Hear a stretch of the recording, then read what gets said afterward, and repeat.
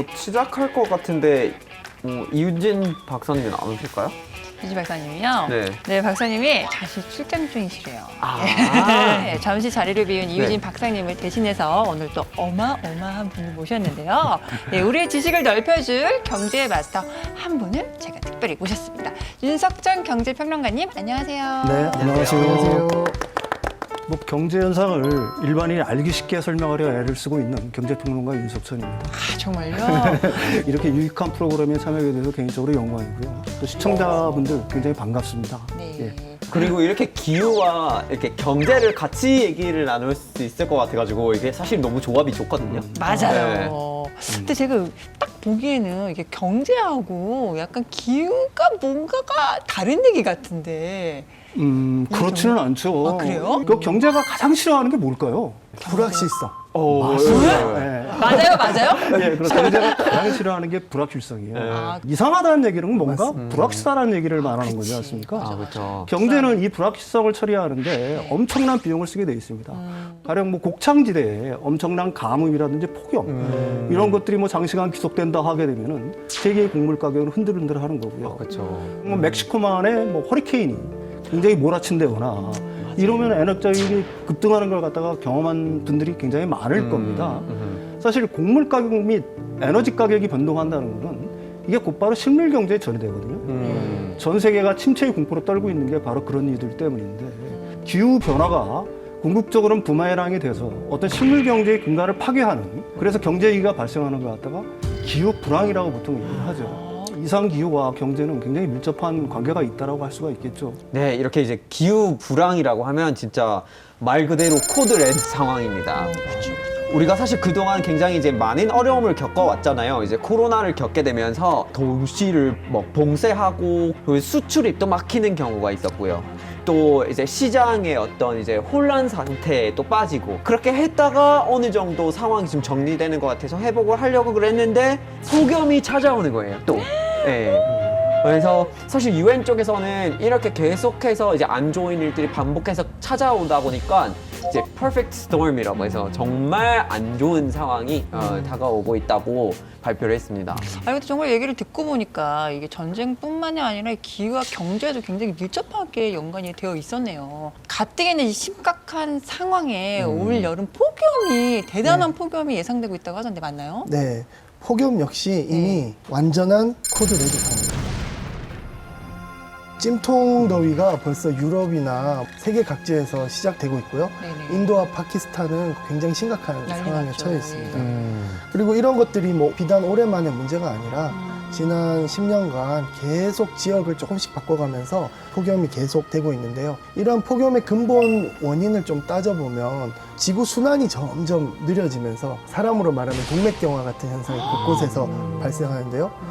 지금 보시는 현상이 인공위성에서 촬영한 인도와 파키스탄 지역의 온도 분포를 나타내는데요. 네. 너무 빨려. 그 짙은 붉은색으로 표시된 부분을 보면 그 인도 지면 온도가 무려 55도 온도를 보면 55도까지 올라갔다는 것을 알 수 있고요. 그 다음에 두 번째 사진을 보시면 약 50도까지 치솟은 파키스탄 한 도시의 인공위성 사진을 볼 수 있습니다. 진짜 가운데가 빨갛네요. 네, 저 흰색으로 된 부분이 엄청나게 50도 이상 되는 지역이거든요. 요즘 일어나는 현상은 그 뜨거운 공기가 한 곳에 계속 갇혀서 그쵸. 쌓이고 있어요.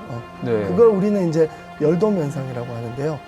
이런 뜨거운 공기가 점점 쌓이게 되면 이 공기가 이제 점점 아래쪽으로 내려오게 되거든요. 공기가 이렇게 아래쪽으로 내려오면 단열 압축이 돼요. 이렇게 막 단단하게 압축이 되면서 안 그래도 뜨거운데 더 뜨거워지는 그런 현상을 이제 우리 열돔 현상을 하고요. 이런 열돔 현상이 최근 일어나고 있는 여러 가지 폭염의 근본 원인이라고 할 수 있겠습니다. 바로 그런 맥락에서 요즘에 이제 때 이른 폭염으로 정말 많은 피해를 보고 있는 곳이 있다고 하는데요. 한번 영상을 확인해보고 얘기를 나누어 보도록 하겠습니다.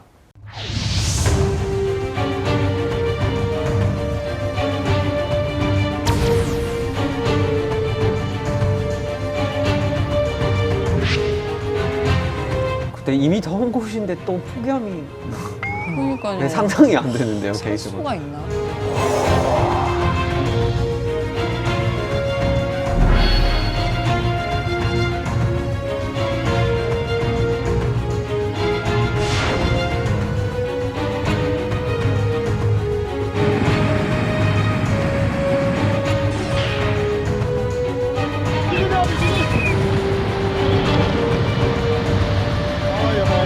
이렇게 무너지는 거 그죠.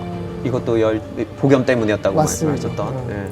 गर्मी जो है बहुत गर्मी है हमारे पास नहीं को लाइट है नहीं को सोलर पंखा है कोई चीज़ नहीं है माने हमारे पास ना इन 3-4 दिनों में बहुत ज़्यादा गर्मी है जैसे ज़मीन पे पैर रखते तो गर्म हवा लगती है कति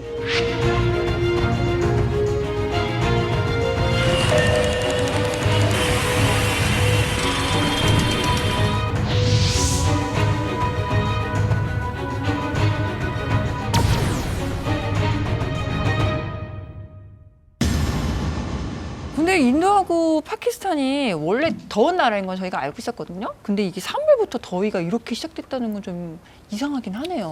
저 이렇게 이렇게 된 게 이제 많은 이제 기후학자들이 바로 이게 이제 기후위 때문이라고 보고 있는데요. 그래서 특히 인도 같은 경우에는 이제 121년 만에 최고 기온을 이제 맞습니다. 기록했다고 합니다. 그래서 그런 상황이 됐는데 그러면 이제 분명히 뭔가 이게 임팩트가 있었을 텐데 현지에서 뭐 말씀을 해주실 수 있는 분을 한번 모셔봤습니다. 예. 바로 이제 아르피타 몬달이라는 교수분을 모셔봤는데 한번 얘기를 나눠 볼까요?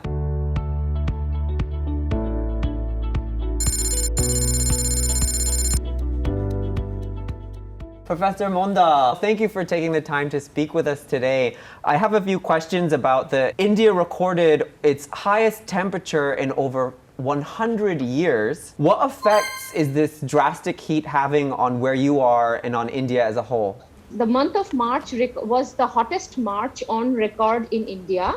The highest ever temperature recorded goes beyond 50 degrees Celsius. However, what is very stark about this year's heat wave is the fact that it came really early. They generally happen in the months of May and June, but this year we had unprecedented heat wave in the month of March and April also. These changes are significant in terms of people's adaptive capacity.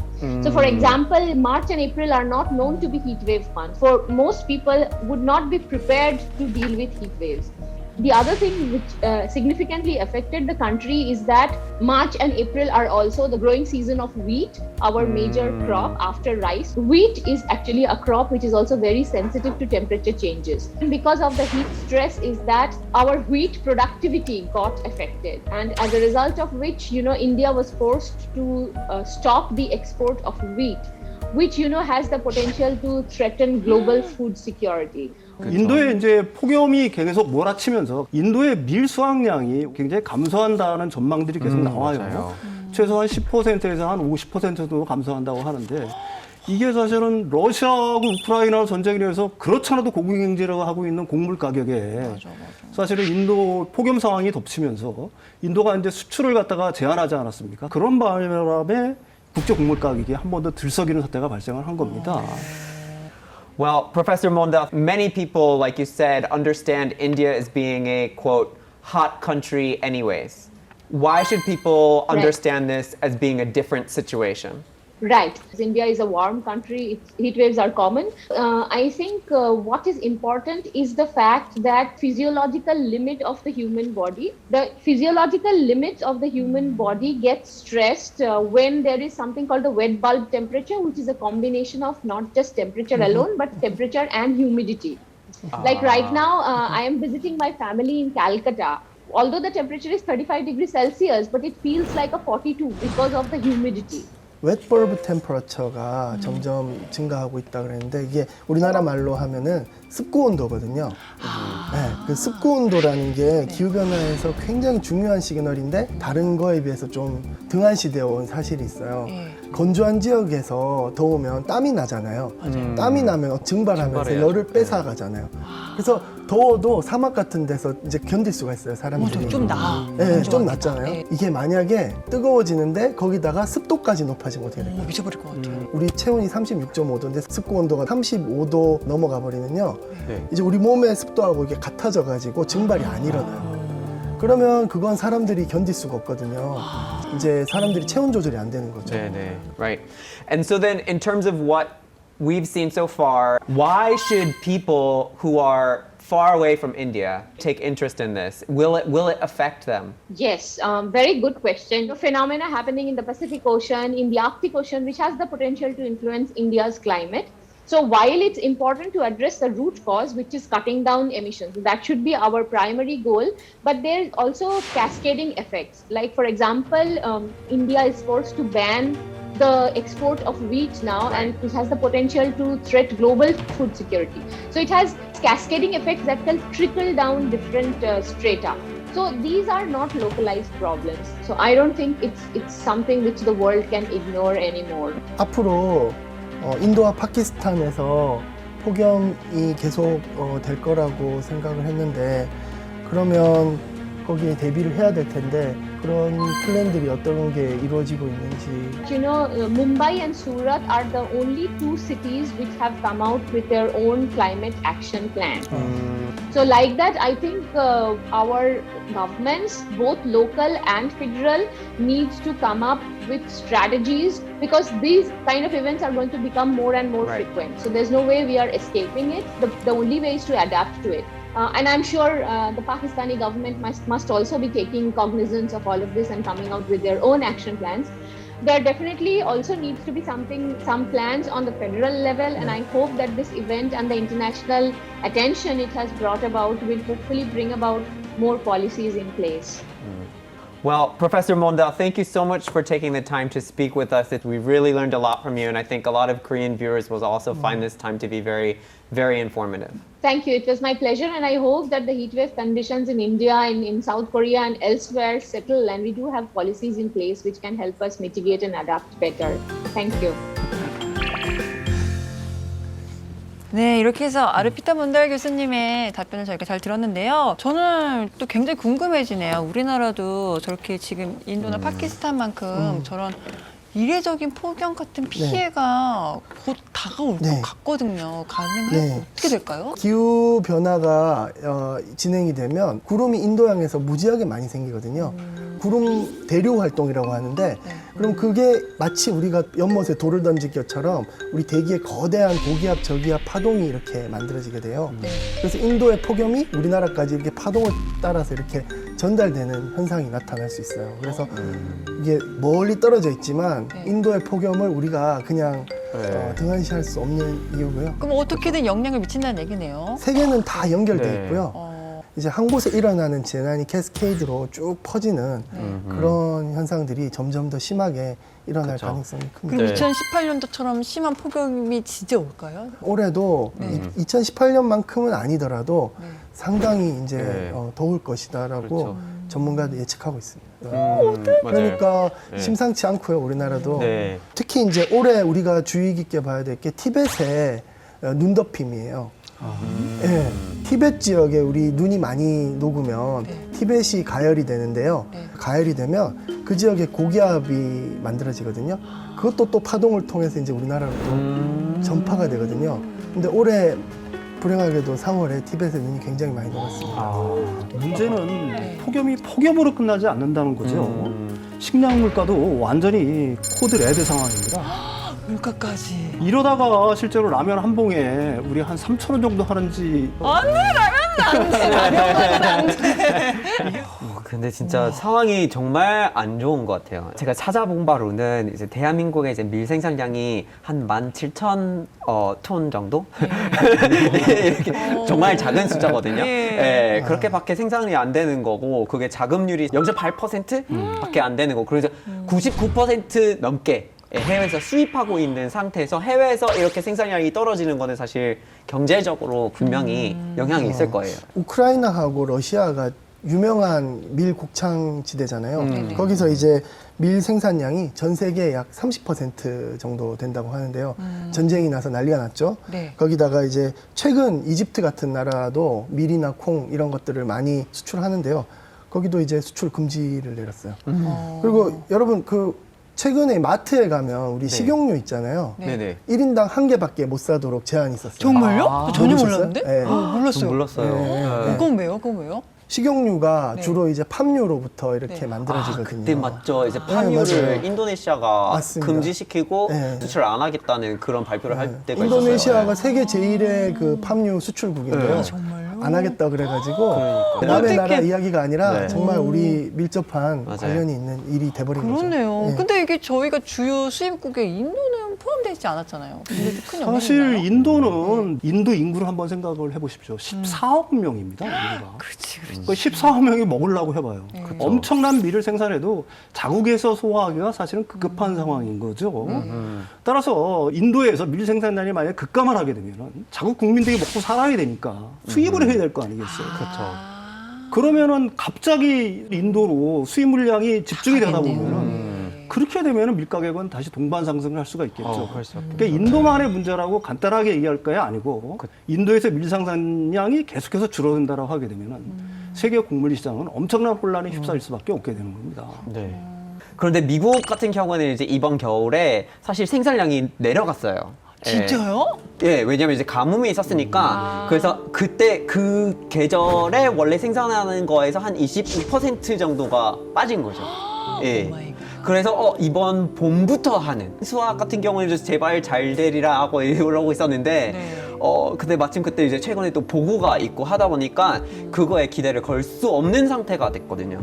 그래서 전체적으로 봤을 때 이제 미국도 그렇고 호주도 그런데 올해 1년 동안 생산하는 거에서 둘 다 10% 넘게 생산량이 떨어질 예정이래요. 그래서 전지구적으로 다 밀에 대한 수요가 확 오르고 있는데 가장 생산을 많이 하는 곳들이 다 줄었네요. 공급이 확 떨어지고 있는 상태인 거죠. 아니 그러면은 네. 앞으로 밀가격이 더 확 오를 거 아니에요. 확 오르죠. 근데 예. 우리나라도 밀재배를 하긴 하는데 0.8%라도 이거를 생산량을 더 늘릴 수 있는 방법은 없나요? 이게? 저희가 네. 이게 밀이 왜 이렇게 문제가 되는가를 조금 근본적인 기후 위기 관점에서 우리가 해석할 수가 있어요. 네. 네네. 기후 위기를 한마디로 정의하면 비가 많이 오는 곳에 비가 많이 오고 건조한 곳은 더 건조해진다. 네. 이게 저는 정말 한마디로 요약하면 핵심이라고 봐요. 근데 이제 밀이라는 녀석이 원래 연평균 강수량이 약 380에서 한 630mm 정도 되는 건조한 지역에서 잘 자라요. 이제 기후위기가 건조한 지역을 더 건조하게 만드니까 밀 수확량은 떨어질 수밖에 없는 구조가 되는 거죠. 호주라든지 미국이라든지 우크라이나 이런 지역이 사실 전부 다 조금씩은 건조한 지역들이거든요. 네네네. 그런 지역은 앞으로도 계속 건조하게 될 것이기 때문에 이게 요번 한 번 위기로 끝나는 게 아니라 네. 앞으로 계속될 수 있다는 거고요. 이제 우리나라 얘기로 돌아오면 우리나라는 강수량이 기본적으로 좀 많은 나라예요. 그래서 안 그래도 밀을 생산하기에 그렇게 적합한 곳이 아니거든요. 아니죠. 예. 예. 그리고 또 우리나라 땅이 적잖아요. 예. 맞아. 그러니까 제한된 그 토지에서 그 면적을 넓히려면 기술 영농 이런 부분에 의존할 수밖에 없는데 네. 암울한 이야기인데요. 우리가 아무리 노력을 이렇게 기술 영농을 해도 한 2025년까지 밀 생산할 수 있는 게 자급률이 한 5%밖에 안 되는 안 될 거죠. 거라고 네, 예상하고 네, 네, 네. 있습니다. 그렇죠. 왠지 가장 중요한 이유는 경제성이 떨어지죠. 우리가 밀 생산을 한다고 하더라도 다른 네. 나라들 가격 경쟁에서 이길 수가 없어요. 그렇죠. 네. 네, 근데 이렇게 이제 밀값이 분명히 치솟을 건데, 근데 네. 밀가루에 뭐 근치는 건 아니고 다른 식품도 분명히 영향 그럼요. 받을 거 아니에요. 네.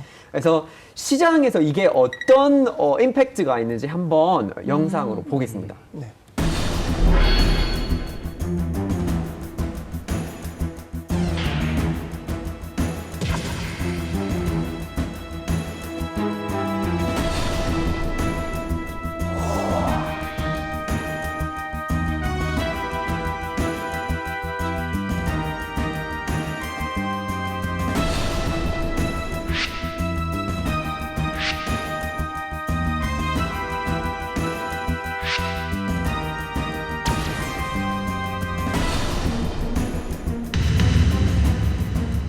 아직 5월 봄인데 기온은 벌써 한여름처럼 오르고 있습니다. 강원지역은 강줄기가 메말라 바닥을 드러냈고 어민들도 조업할 수 없는 상황이라고 합니다. 이른 무더위로 전국의 가뭄 피해 우려가 커지고 있습니다. 요즘에 가뭄이 심각하죠. 전국 곳곳에서 저수지가 말라가고 있습니다.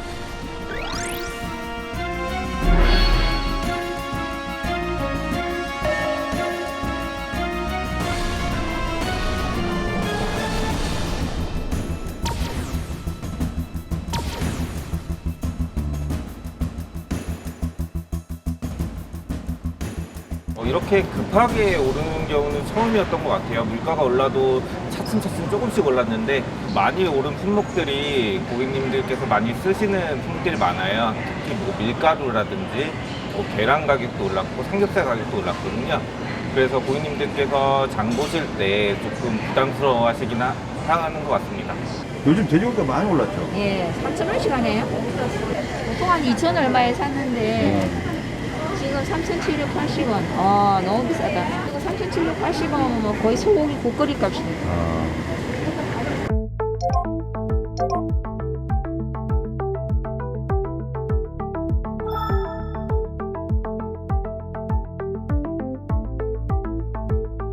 아유, 작년에는 한 2, 3만 원어치 받아도 그냥 장바구니가 두드럭했죠. 그런데 지금은. 아이고. 얼마 못 사요.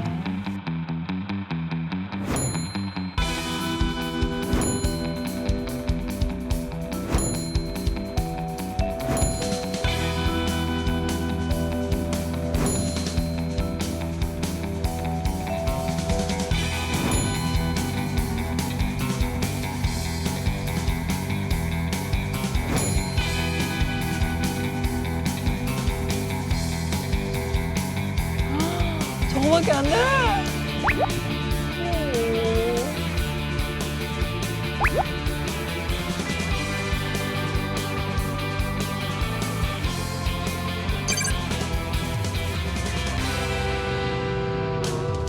제가 5년 차인데 거의 4년 때까지는 숫자재 값들이 뭐 되게 뭐 2, 3%, 뭐 4%, 5% 소폭 상승이 됐었거든요. 올해 들어서 거의 10%, 20%, 30% 이상 오르는 제품들이 엄청 많이 생겨가지고 우스갯소리로 빵 만드는 사장님들도 지금 가격 올리는 게 문제가 아니다, 빵을 못 만들 수 있다라는 그런 말을 할 정도로 지금 심각한 상황이거든요. 뉴스에서도 보면은 이게 지금 끝이 아니고 시작인 시점이고 1년 동안은 더 이렇게 올라가거나 유지가 될 수 있다고 하거든요.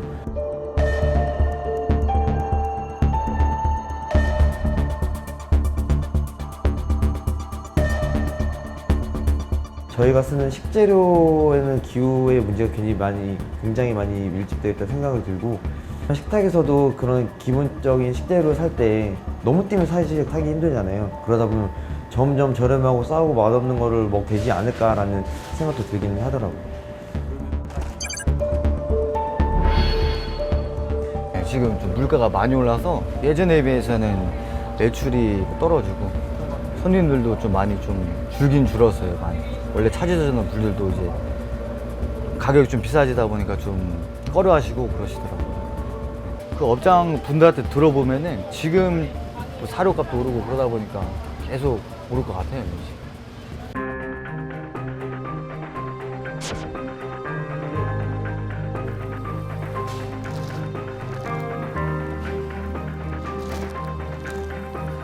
아유, 이게 소 잘 커야 되는데 이게 비싼 사료 먹고 잘 커야지.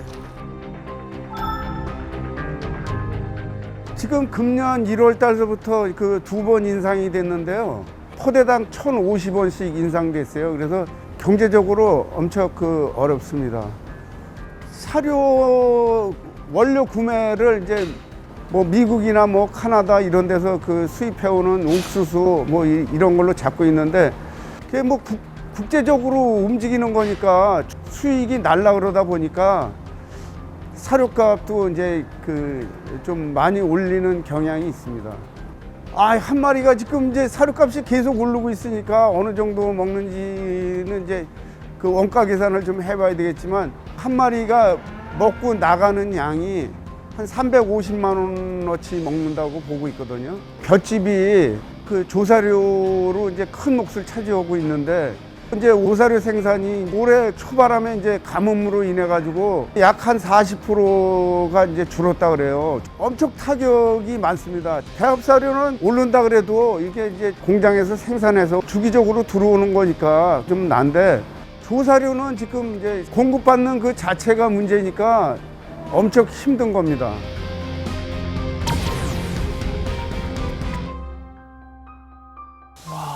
이제 어마어마하네요. 심각한데요. 네, 이 기후위기까지 진짜 쏟아올린 물가 상승에 피해를 보는 분들이 뭐 상인분들도 그렇고 시민들은 뭐 정말 기본이고, 진짜 밀가루 가격만 오르는 줄 알았더니 사료값에 고기값까지 오르고 이 상황이 정말 심각하네요. 당연히 그럴 수밖에 없습니다. 이런 곡물들은 사실은 인간만이 먹는 주식이 아니잖아요. 동물들도 주식 아닙니까? 네. 그다음에 요즘은 양식 어류들까지 곡물을 먹어요. 사료값이 오르니까 육류 가격이 오를 수밖에 없는 거고요. 이게 연쇄적인 반응을 불러오는 거죠. 우리가 소고기 1kg을 생산할 때 곡물 사료가 약 9kg 필요하다고 얘기를 해요. 돼지고기는 1kg에 한 4에서 5kg. 600kg짜리 포 한 마리를 키우려고 한다면 5.4톤의 곡물이 필요한 거니까 사실은 굉장히 많이 필요하다라고 얘기할 수가 있는 거죠.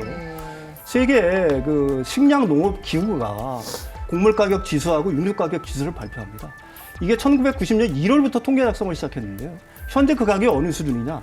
역사적 최고치예요. 이 가격은 여기서 끝날 수 있는 가능성보다는 앞으로 더 오를 수 있는 가능성이 많다라고 얘기할 수가 있겠죠. 그러면 이렇게 이제 밀값이 되게 문제가 되고 있으면 밀이 얼마나 있는지가 중요할 텐데 대한민국은 지금 보유하고 있는 밀의 양이 얼마 정도 될까요? 제분용 밀 같은 경우에는 올 8월 말까지는 일단 확보를 하고 있어요. 기존에 이제 계약한 분량이 들어오게 되면 10월 말까지는 이제 그 수량을 갖다 충족할 수가 있는 거고요. 사료용 같은 경우에는 계약한 물량이 들어오면 내년 1월 달까지는 버틸 수 있다라고 얘기를 합니다. 그런데 이제 우리나라가 사실은 국제 밀가격 변동에 취약할 수밖에 없는 이유가 있어요. 왜요? 우리나라 같은 경우는 그 곡창지대에서 직접 조달을 하지 못합니다. 대신 우리는 어디에서 밀을 사냐? 4대 곡물 메이저라고 혹시 들어봤을지 모르겠어요. 뭐 카길 이런 회사는 들어봤을 거예요. 근데 뭐 ADM이라든지 루이스 드레피스라든지 벙기 이런 회사들은 굉장히 일반인들이 들어보지 못했을 겁니다. 그런데 이 4개 곡물 메이저가 세계 주요 곡물 시장을 갖다가 완전히 쥐락펴락하는 회사들입니다. 완전히 거대 회사들이에요. 이 회사들을 통해서 사실은 우리나라는 수입을 합니다. 따라서 국제 현물 가격에 즉시에 노출될 수밖에 없는 상황인 거죠. 반면 일본 같은 경우는 종합상사들이 있어요. 가령 미쓰비시라든지 미쓰이라든지 이런 회사들이 해외 현지 직접 조달을 합니다. 거기에 터미널도 갖고 있고 저장시설도 갖고 있고 그래서 비교적 우리나라보다 싼 가격에 걔네들은 좀 수입을 해서 들여오는데 우리나라는 이제 그런 정도의 어떤 그 해외 직접 현지 조달 능력을 갖고 있지 못하기 때문에 좀 안타까운 점이라고 얘기할 수가 있겠죠. 그 밀이나 쌀 이외에도 3대 작물로 손꼽히는 옥수수 있습니다.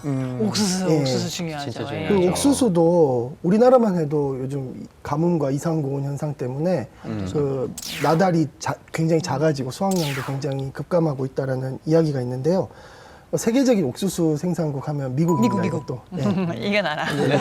미국은 근데 상황이 더 심각하다고. 그래요? 맞아요. 네, 폭염이 장기화됨에 따라서 옥수수의 곰팡이 독소가 급속도로 이렇게 퍼져나가고 있습니다. 이 독소의 이름이 아플라톡신이라는 독소인데요. 이 독소는 주로 이제 따뜻한 곳에서 주로 번식을 하기 때문에 예전에는 미국 남부에서 유행했다고 합니다. 그런데 이제 기후가 점점 뜨거워지니까 점점 중부로 이렇게 올라와가지고 옥수수의 치명타를 가하고 있다고 이야기를 하고 있습니다. 또 이게 옥수수뿐만이 아니라 쌀과 같은 다른 곡물에도 쉽게 퍼지고 있어서 큰 문제를 일으키고 있다고 합니다.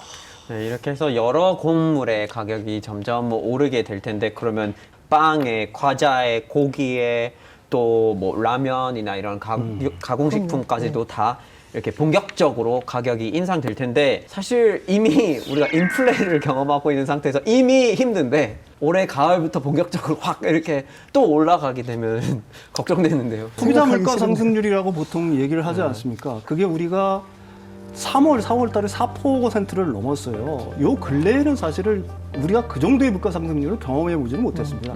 그런데 5월에는 더 심해서 5.4%를 마침내 찍었죠. 2008년 금융위기의 2기 이후 가장 높은 수준이에요. 외식 물가는 더하죠. 외식 물가는 7.4%가 올랐는데 이거는 1998년 IMF 금융위기 이후 최대로 오른 겁니다. 따라서 적어도 우리나라에 태어나신 분 중에 25살 이하 되신 분들은 이런 어떤 물가 상승률은 경험해 보지 못한 물가 상승률이라고 얘기할 수가 있는 거죠. 제가 생각하기에는 앞으로 이게 조금 더 올라갈 여지가 있다 이렇게 보는 거죠. 근데 10월 정도 되면 사실 그때 추석도 껴있잖아요. 그렇죠. 세대같이 난리 나겠네요. 딱 추석이네요, 그러면. 미국 같은 경우에는 물가가 지금 엄청 뛰었잖아요. 네, 근데 맞아요. 저도 기사를 통해서 봤는데 이게 조금 더 싼 식재료를 사려고 마트 순례하시는 분들도 있더라고요.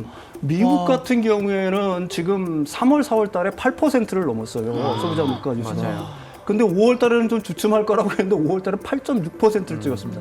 이게 41년 만에 최고예요. 네, 맞아요. 그러니까 지금 미국의 그 젊은 세대들 30대, 40대, 20대, 10대는 이런 물가 상승률을 전혀 경험해 보지 못한 아주 이상한 현상을 갖다가 경험하고 있는 거고요. 사실은 미국의 물가 같은 경우에는 이미 피크아웃이다. 정점 논란들이 좀 있습니다. 왜 그러냐면 물가라는 거는 전년 동월과 비교를 하는데 미국은 물가가 본격적으로 찌기 시작한 게 작년 5월 달부터예요. 그러니까 이제 앞으로는 그렇죠. 사실은 물가 상승률이 전년 동월이 계속해서 많이 올랐으니까 조금씩 주저앉을 수는 있겠죠. 그렇다고 해서 체감 물가가 전혀 낮아지거나 뭐 이런 건 아니지 네, 않겠습니까? 그렇죠. 물가라는 건 누적이 되는 거고 사실은 한번 올라간 물가는 좀처럼 내리지는 않잖아요. 그렇죠. 그러니까 미국 서민들 입장에서는 굉장히 고통스러운 시절을 보내고 있다라고 얘기할 수가 맞아요. 있겠죠. 그럼 도대체 물가는 언제쯤 안정화가 될까요? 그 우리나라 같은 경우는 사실은 미국보다 더 오랜 기간, 좀 장기화될 거라고 보는 게 제 시각인데요. 왜요? 거기에는 우리나라 물가는 본격적으로 뛰기 시작한 게 작년 10월부터예요. 그러니까 최소한 10월까지는 이런 높은 물가가 유지될 가능성이 있는 거고요. 우리나라는 그 코로나로 인한 사회적 거리두기 완화가 미국보다 훨씬 이후에 이루어졌잖아요. 맞아요. 2월 말에 이루어졌는데 네. 그러면 그동안에 미뤘던 소비들을 할 거 아니에요? 그게 이제 바로 이연 소비 혹은 또 보복 소비라고 얘기를 하는데 그게 지금 막 불타오르고 있죠. 또 2차 추경이 편성되면서 재난지원금을 갖다가 지금 국민들한테 나눠주고 있지 않습니까? 이게 또 소비에 어느 정도 수요를 갖다가 폭발시킬 수가 있어요. 이런 요인들이 좀 복합적으로 작용을 하게 되면은 빨라야 10월 초, 늦으면은 아무래도 올해 말까지는 이런 어떤 물가의 고공행진은 계속될 수 있다고 봐야 될 것 같고요. 사실 곡물 가격이라든지 에너지 가격도 2월 말부터 본격적으로 오르기 시작했지 않습니까? 이게 이제 다른 물가로 전이 되는 그 시차가 보통 2개월에서 한 3개월 정도 돼요. 그러니까 이제 5월 달부터 서서히 물가에 스며들기 시작한다는 거죠. 따라서 제가 보기에는 빨라야 한국 물가의 정점은 올 10월. 아니면은 올해 말까지는 고공행진을 갖다가 피할 수 없을 거라고 봅니다. 와, 이게 진짜 전쟁이나 기후위기가 남의 얘기가 아니었네요. 이게 멀리 있는 게 아니라 진짜 당장 우리 집 식탁을 이게 위협하고 있었네요. 이렇게 계속되면 식량은 그냥 단순한 그런 먹거리의 문제가 아니고 사실 식량 안보의 문제가 되는데 그렇게 해서 이제 영향을 받는 나라와 역사나 사례가 사실은 많아요. 아, 그래요? 네, 2010년에 이제 아랍의 봄이라고 있잖아요. 그래서 사실 그때도 막 가뭄으로 인해서 막 밀 생산량이 점점 이렇게 줄어들고 있는 그런 시기이긴 했는데 아랍권에서 워낙 이렇게 밀로 만든 식품을 많이 소비하는데 그게 이제 또 경제적인 어떤 영향을 많이 줬어요. 그래서 반독재, 반정부 시위가 훨씬 더 쉽게 확산이 됐을 수 있다는 그런 분석도 있고요. 그리고 이제 시리아 내전에서 이렇게 난민이 많이 발생할 수 있었던 이유가 러시아에서 시리아가 이제 밀을 수입하고 있는 상태였다가 이제 러시아 쪽에서는 생산량이 한 10%에서 12% 떨어졌어요. 그래서 수출을 막았죠. 그러면 이제 교전 지역을 피했는데 먹을 거리가 없으니까 나라를 벗어나야만 하는 그렇게 해서 엄청나게 많은 난민들이 발생했던 거죠. 네, 그 시리아는 원래 밀 자급이 되던 국가였습니다. 그러나 2000년대부터 워낙 가뭄이 심하게 들다 보니까 2007년부터 밀을 수입하는 국가가 되었고요. 근데 하필이면 2010년에 러시아에 대폭염이 일어났거든요. 우리가 지금까지 있었던 폭염 중에 굉장히 큰 폭염 두 개를 꼽으라면 2003년 유럽 폭염, 2010년 러시아 폭염입니다. 2010년 러시아 폭염 때 8월에 약 2만 명의 사망자를 폭염으로만 이렇게 했던 그 사건인데요. 사망자가 2만 명. 네. 그러다 보니까 러시아에서 자국에서 나가는 밀을 그냥 차단해 버린 거예요. 그러니까 시리아는 거의 대부분의 양을 그 당시에 이제 러시아로부터 수입을 하고 있었는데 밀 자급이 갑자기 끊겨버리니까 이제 식량을 아예 그 공급을 받지 못하니까 유럽으로 이렇게 떠나기 시작했죠. 그게 이제 우리 기후 난민, 기후 난민 사태가 이제 시리아 난민 사태부터 시작됐다고. 그리고 사실 그것도 이제 정치적인 영향까지 끼쳐요. 왜냐면 갑자기 이제 난민이 많이 생기면 이 사람들을 어떻게 할 거냐에 문제를 두고 유럽 같은 경우에는 반유럽 연합, 유럽 연합에서 탈퇴하자는 그런 정당들이 점점 많은 나라에서 이제 의회 자리를 얻었고 이제 그 결과로 이제 우리가 다 알고 있는 브렉시트라는 게 나타나게 되고. 근데 이 시리아 사태 이외에도 아까 제가 말씀드렸듯이 2003년 유럽 폭염하고도 굉장히 큰 관련이 있는 사태가 있었습니다. 이게 뭐냐면 다르푸르 그죠. 대학살 사건입니다.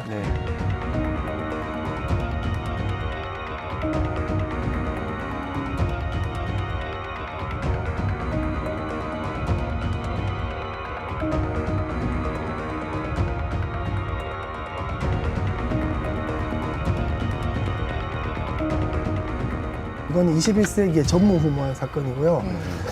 21세기의 홀로코스트라고 하죠. 그 사태가 일어났는데 처음에는 이게 그냥 민족과 종교 간 갈등이다 라고 이야기를 했는데 자세히 그 내막을 살펴보니까 기후위기가 거기에 자리 잡고 있었던 거죠.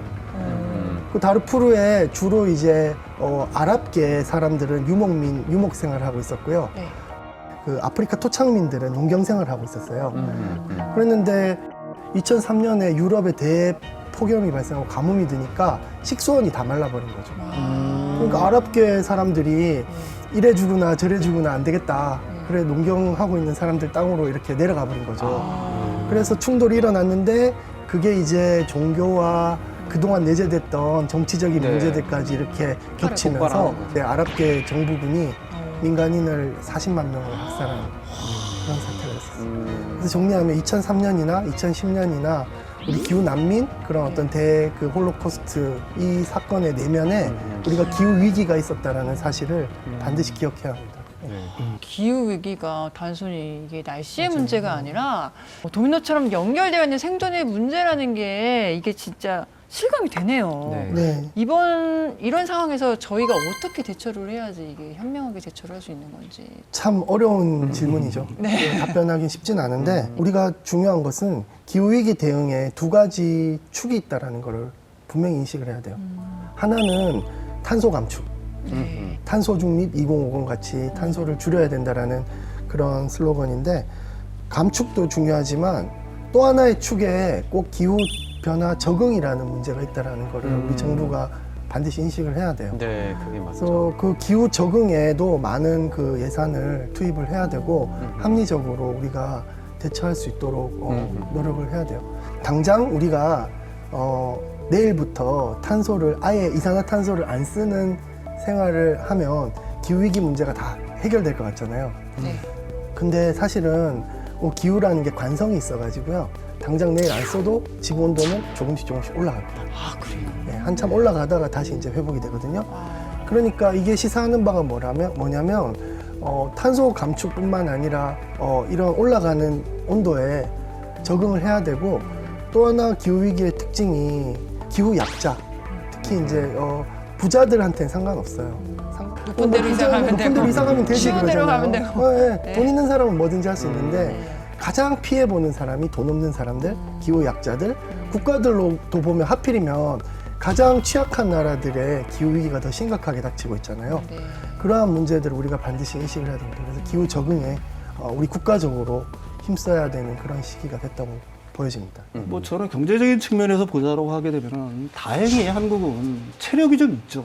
따라서 이번에 곡물 가격이라든지 에너지 공의 어떤 행진에서 비교적 좀 자유로울 수는 있다고 봅니다. 뭐 식량 불안이라든지 식량 위기, 에너지 위기를 겪을 가능성은 저는 뭐 우리나라 같은 경우는 적다고 보는데 그렇다고 하더라도 사실은 성장률 둔화는 우리나라도 피할 수가 없을 겁니다.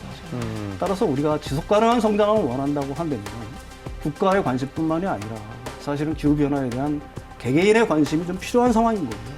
일단 내 자신부터 소비할 때 좀 환경을 생각하는 소비. 뭐 이런 점이 반드시 좀 고려돼야 될 것 같습니다. 네, 오늘 이렇게 해서 신박한 벙커 벌써 마무리할 시간이 다 됐는데요.